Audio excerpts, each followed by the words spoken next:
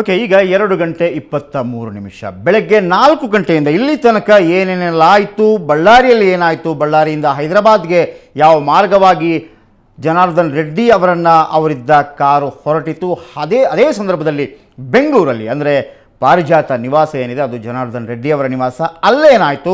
ತದನಂತರ 7 minister quarters ಅಂತ ಏನು ಕರಿತೀವಿ ಅದು ಕೂಡ ವಿಂಡ್ಸರ್ ಮ್ಯಾನರ್ ರಸ್ತೆಯಲ್ಲೇ ಬರುತ್ತೆ, ಗಾಲ್ಫ್ ಕೋರ್ಟ್ ಮುಂಭಾಗದಲ್ಲಿ ಬರುತ್ತೆ.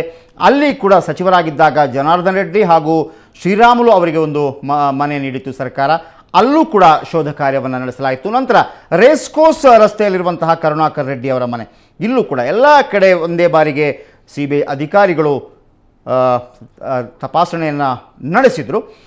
ಇವೆಲ್ಲವನ್ನು ನೀವು ನೋಡಿದರೆ ಇವತ್ತು ಬೆಳಗಿನಿಂದ ಇಲ್ಲಿ ತನಕ ಏನೆಲ್ಲ ಆಯಿತು, ಜನಾರ್ದನ್ ರೆಡ್ಡಿ ಅರೆಸ್ಟ್ ಆದ ನಂತರ ಏನೆಲ್ಲ ಆಯಿತು ಅನ್ನೋಂಥದ್ದು.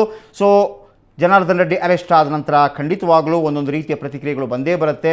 ಮುಖ್ಯಮಂತ್ರಿ ಸದಾನಂದ ಗೌಡರು ಹುಬ್ಬಳ್ಳಿಯಲ್ಲಿದ್ದರು, ಅವರು ಯಾವ ಹೇಳಿಕೆಯನ್ನು ನೀಡಿದರು, ಹಾಗೆಯೇ ಈಶ್ವರಪ್ಪ ಯಾವ ರೀತಿ ಹೇಳಿಕೆಯನ್ನು ನೀಡಿದರು, ಇನ್ನು ಬಹಳ ಪ್ರಮುಖವಾಗಿ BS ಯಡಿಯೂರಪ್ಪ ಏನು ಹೇಳಿದರು, ಇನ್ನು ಜನಾರ್ದನ್ ರೆಡ್ಡಿ ಬಂಧನದ ಹಿಂದೆ ಕೇಂದ್ರ ಸರ್ಕಾರದ ಕೈವಾಡವಿದೆ ಅಂತ ಮಾಜಿ CM ಯಡಿಯೂರಪ್ಪ ಹೇಳಿದ್ದಾರೆ.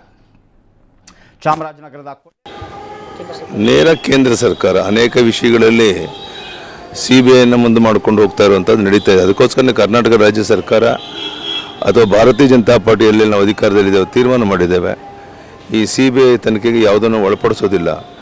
ಬೇರೆ ಅನೇಕ ರೀತಿಯ ತನಿಖಾ ವ್ಯವಸ್ಥೆಗಳಿದೆ ನಮ್ಮ ಡೆಮೋಕ್ರಸಿನಲ್ಲಿ, ಅದನ್ನು ನಾವು ಉಪಯೋಗ ಮಾಡ್ಕೊತೇವೆ. ಎಂದೂ CBI ಬಗ್ಗೆ ನಮಗೆ ವಿಶ್ವಾಸ ಇಲ್ಲ, ಅವರು ಅದನ್ನು ಮಿಸ್ಯೂಸ್ ಮಾಡ್ಕೊತಾ ಇದ್ದಾರೆ ಅಂತಲೇ ನಾವು CBIಗೆ ಭಾರತೀಯ ಜನತಾ ಪಾರ್ಟಿ ಸರ್ಕಾರ ಎಲ್ಲೆಲ್ಲಿದೆ ಅದನ್ನು ವಹಿಸ್ತಾ ಇಲ್ಲ. ಇದು ಕೇಂದ್ರ ಭಾರತೀಯ ಜನತಾ ಪಾರ್ಟಿ ತಗೊಂಡಿರುವಂಥ ನಿರ್ಧಾರ.